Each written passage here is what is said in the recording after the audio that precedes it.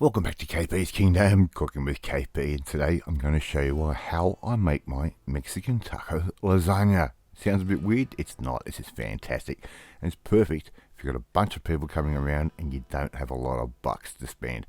Alright, really simple. Some carrot and some onion. Really simple, really basic. I'm just going to peel that carrot and I'm going to grate that off, and I'm just going to finely dice that onion up. I don't need to show you that on camera. There you go, there's your carrot, there's your diced onion. Alright, we set those aside for a couple of seconds. Alright, so the next thing we're going to do is I'm going to make up a bit of passata. I've got two 400 gram cans of chopped tomato, and I'll put that into a food processor, giving that a bit of a blizz through. You could alternatively just go buy passata, but a lot of those do have added things which aren't that good for you. Right, a little bit of oil into the bottom of a saucepan, just like that, really nice and simple. In goes our onion, and we can just start sweating that off a little bit. Alright, we want to make those go just a bit translucent. We are going to cook this off for a while, so this is not a meal that, if you want the real flavour, you're not going to cook this in 20 minutes. Alright, it's going to take a little bit of time to really develop those flavours. Put all of that carrot in as well, just like that, and we can sweat that off as well. And as that sweats off, it's going to release all those beautiful sugars that are natural in the carrot, and it also helps thicken up our sauce that we are making.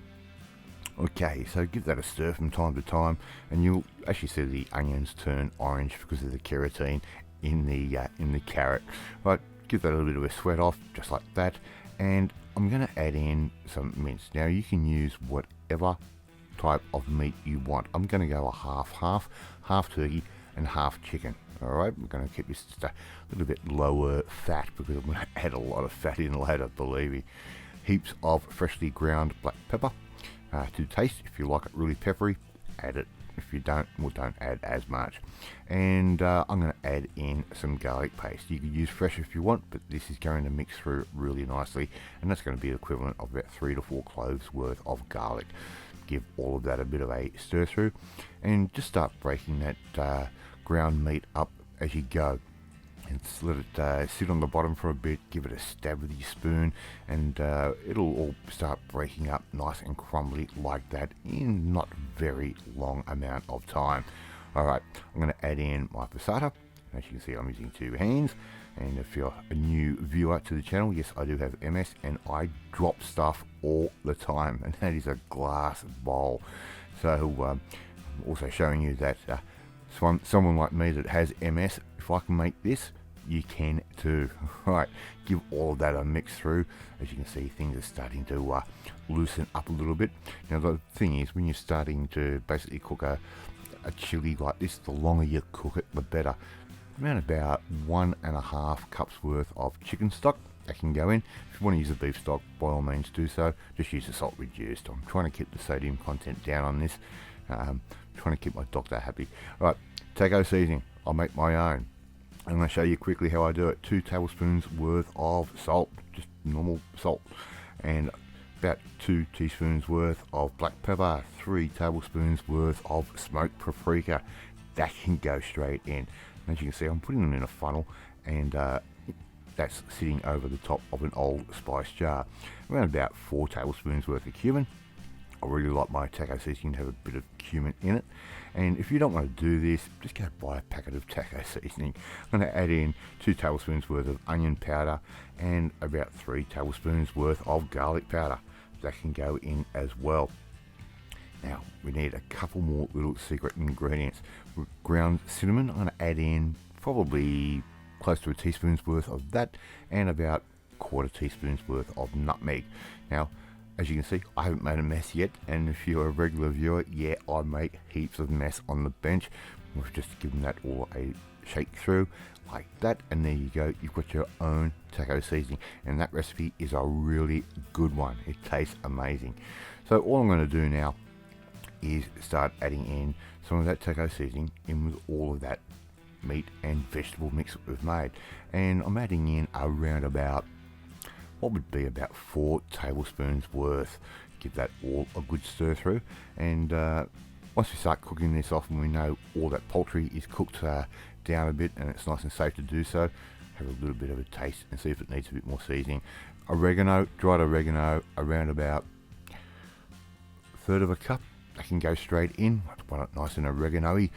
Just bring that down to a simmer and cook it off nice and slow. The longer you cook a chili like this, the better it becomes. I'm going to add in 4 tablespoons total of tomato paste concentrate. I'll buy them in these little sachets because you can use just a little bit and you're not opening a jar and it's not going to go off in the fridge after a couple of weeks. Give that all a good stir through. You can see those colours are really starting to develop in our little chili that we're making up.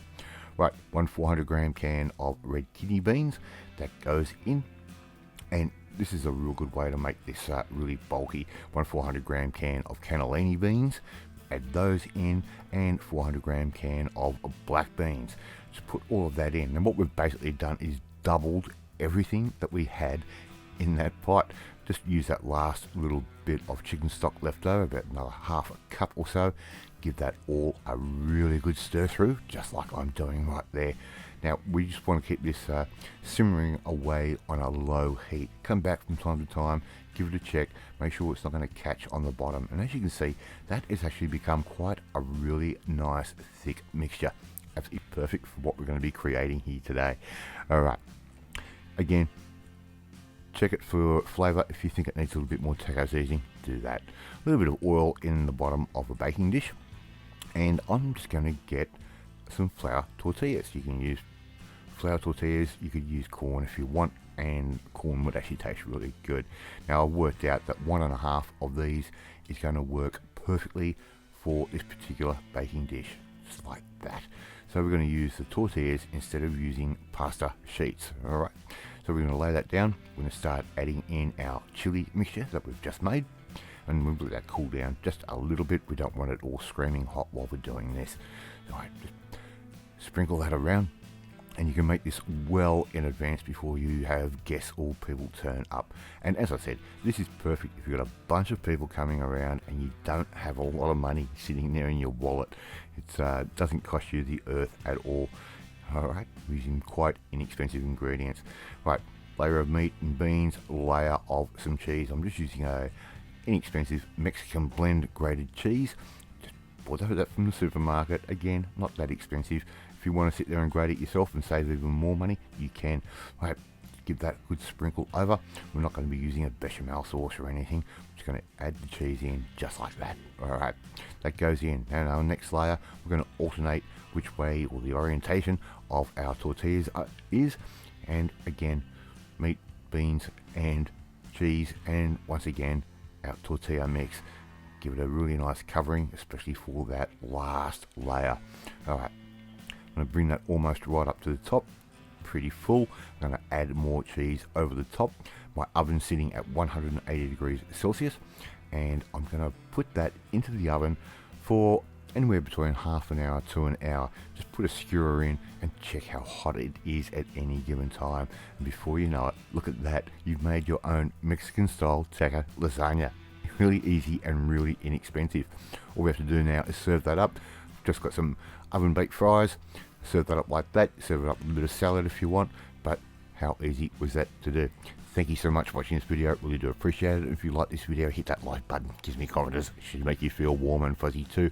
Share this video with all your friends on all platforms of social media. Hit that notifications bell to be notified every time a new video goes up.